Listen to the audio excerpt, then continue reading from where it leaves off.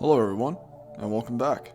Today we're going to take a look at all the new Battle Pass content in the Season 1 update, Rival Incursion.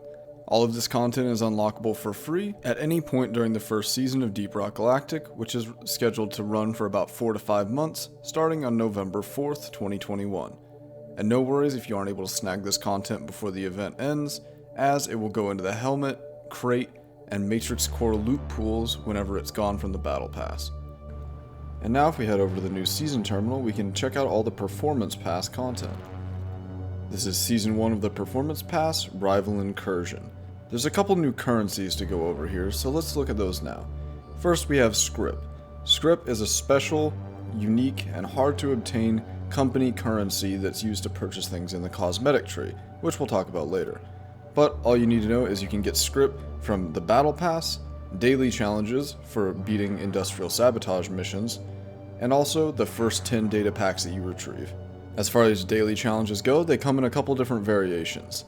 Mission based, so mission objective related daily objectives, which can range from 3 missions to 5 missions, rewarding you with 2,500 or 3,750 points. Okay, quick amendment to what I just said. For some reason, the mission objective based daily challenges do not have a 3,750 point variant.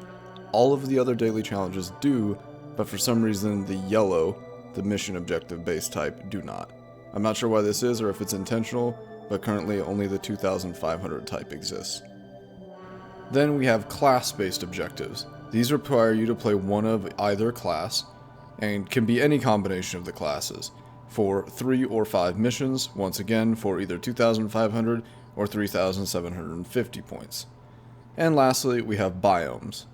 This will require you to complete missions in one of the 2 biomes. Same song and dance as before, you can either have 3 or 5 for 2,500, 3,750 respectively. Also, once you unlock the new mission type, you will have a 4th type of bounty available that will be to complete the new mission and obtain the data rack. These will give you Scrip. Now this is very important because you need to do at least 10 of these in the season. Otherwise you won't have enough Scrip to complete the Cosmetic Tree. So you can reuse the reroll function on the daily challenges to attempt to get more of these. It seems to always be worth rerolling 2,500 objectives because you can get 3750s out of them if not getting the data rack objective. Now let's go over the Battle Pass itself. There's 100 levels as advertised, and as you progress through it, you get greater and greater rewards. For example, early on you'll get 1,000 credits, but all the way at the end, you'll get 10,000 credits. And anything past level 100 will give you 500 credits, which is a little underwhelming considering that will be 50,000 XP for 500 credits, but it's nice that there's something for pushing past 100. We'll go into this in greater detail in a moment as to what it actually rewards you with, but as you can see, every 10 levels, you get 3 Scrip points, and this persists through the entire pass. There are a few notable moves and items inside of here, mainly that all of the paint jobs and cosmetics unlock for all classes at the same time. There's a pickaxe broken up across the entire assignment, there's a few victory moves, facial hair, hats, and just some other various things. A lot of minerals as well. I'll go ahead and throw up a detailed graphic I made of everything on the Battle Pass. This will also be linked in the description for if you'd like a full resolution version of it. But it's stupid simple. You just complete missions, complete dailies, and you'll progress along the Battle Pass. The exchange rate of XP to points is 10 to 1. So every level off of XP alone is 50,000 XP. This means that if you don't do a single daily objective, it'll take you exactly 5 million XP to max out the pass, which is about as much as it takes to get a character from unpromoted to legendary, which is kinda crazy.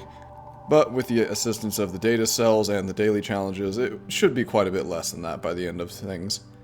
However, the developer's estimation of 1 level per hour is very far from the truth in my opinion. That said though, if this season does run for 4 to 5 months, I don't think anyone will have any issue unlocking everything if they really put some effort into it.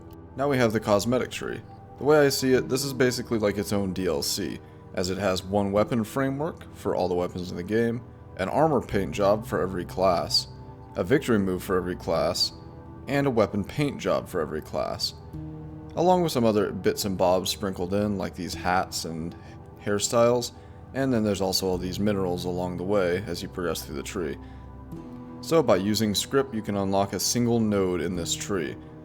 It will take exactly 80 to acquire everything, and considering that we get 60 from the battle pass and the 10 we get from our data pack collection, that means we only need to get 10 from our daily challenges. So overall, not too bad. Here's a more detailed view of how this tree is actually broken down into its contents. So as we can see, unfortunately exactly half of this entire tree is just credits and minerals, and the other half is victory moves, hats, beards, weapons, and armor paints, and also weapon frameworks. And since my new favorite pastime is making pie charts, here's a breakdown of how many of each mineral you get. For some reason, there's less jadas than everything else, preventing perfect symmetry. This upsets me as much as it does you. But overall, as it seems to me, they basically took what would have been another cosmetic DLC and turned it into another progression system in-game, which is honestly two positives in my opinion, as it saves everybody some money and also gives us more stuff to grind for. That's about all I got for mainline Battle Pass content. However, we still need to talk about the rival Prospector and the rival Data Deposit in another video. Stay tuned for that, because those are the key to getting data cells and getting your scripts from those. It's been great being back on YouTube working on Season 1 content so far, and I have no intention on stopping. I have at least 3 or 4 more videos I'd like to make, so I'm going to start getting to work on those right away. If you'd like to catch me live, I do stream over on Twitch, and if you'd like to interact with me or any of my other community members and catch some games sometime, you can join our community Discord. That's all I got for you today. As always, thank you for watching, and have a nice day.